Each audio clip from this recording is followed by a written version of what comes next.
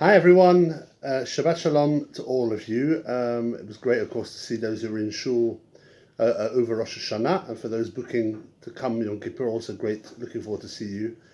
Obviously, I know everyone isn't in, and I'm sure for those that aren't, it can be hard. I hope you've had a meaningful time as well, and that you'll be able to reflect and read and follow some of the Machzor as well to have a meaningful Yom Kippur. But this Shabbat is Shabbat Shuva, which is the Shabbat traditionally between Rosh Hashanah and Yom Kippur, the Shabbat of return.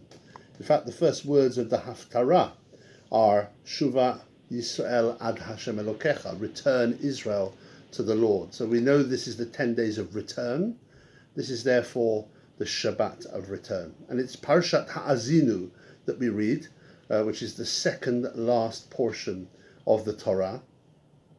I remember when I was at university, I used to go to the Central Synagogue, to Great Portland Street, and one Shabbat back in 1992 probably, Chief Rabbi Sachs at the time was in Central Synagogue, gave a sermon on Shabbat Shuva, and he talked about the fact that in Hebrew there's no word for history.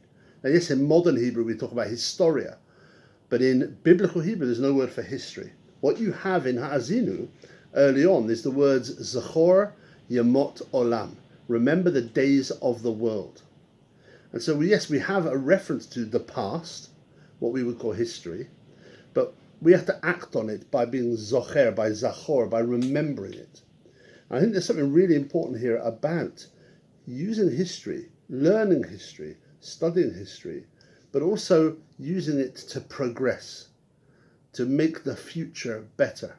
Never just relying on learning and studying what happened, but always wanting to progress and be better. And that really expresses itself in the Parsha, because Moses is saying, look at what the Jewish people did, look at how they were, look at the mistakes they made, their failings in the desert, and act on that and become better. Correct those mistakes when the nation will then enter into the land of Israel. And so this time of year, we always know we fail, we can make mistakes, but we always want to progress and be better as individuals, be better as part of society, and better the society as well. And actually, at towards the end of the parasha, for the first time, the Jewish people are called Yeshurun. That is one of the names given to the nation, to Yisrael, Yeshurun. Yeshurun comes from the word Yashar, which means just, upright, or straight.